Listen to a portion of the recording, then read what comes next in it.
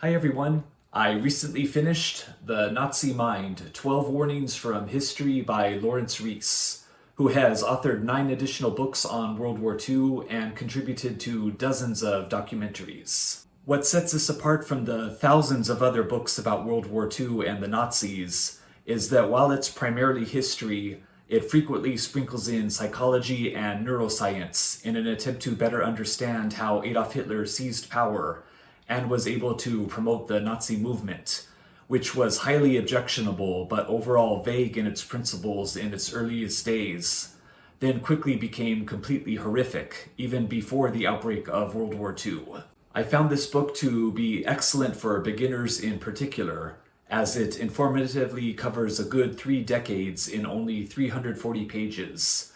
Of course, I must warn any potential readers that after Hitler seized power during the Enabling Act of 1933, the contents of the book become extremely graphic and disturbing.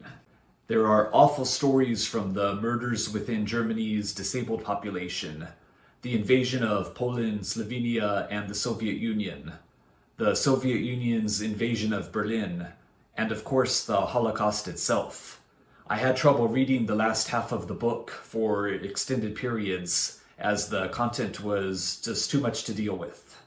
I also enjoyed learning other facts about World War II, such as how Japanese internment in the then territory of Hawaii wasn't carried out to nearly the same degree of severity as the mainland United States, despite Hawaii having such a large Japanese population. The end of the book summarizes the 12 warnings and concludes with a beautifully optimistic paragraph after such an anguishing and depressing read. I recommend this book to anyone interested in German involvement in World War II, whether you're a beginner or would like to read about it from a slightly different angle. If you'd like to stick around, here are my top 3 notes from the book. Number 1, the Treaty of Versailles. Devastating for Germany, the Treaty of Versailles included general disarmament, the loss of 13% of Germany's territory, heavy reparations, and the war guilt clause, forcing Germany to accept blame for the war. This is from pages 34 and 35.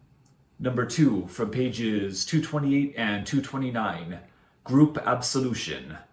Nazi doctors were convinced to take part in murdering disabled German children by having 3 of them separately evaluate a child and mark down plus or minus.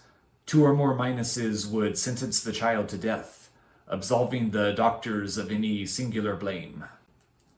And number 3, from pages 260 through 262, Clemens von Galen.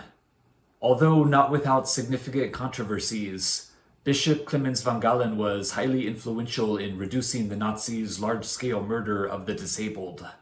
Speaking to a congregation, he even warned that disabled soldiers returning from the war would be next to be killed by the regime. While enraging leading Nazis, including Hitler himself, Clemens von Galen avoided government persecution. Alright, and that was my look at The Nazi Mind by Lawrence Rees. A very difficult book to read, but everyone should be aware of the atrocities that were committed in order to prevent them in the future. Alright, and thank you for watching. I'll be back soon with more. Bye.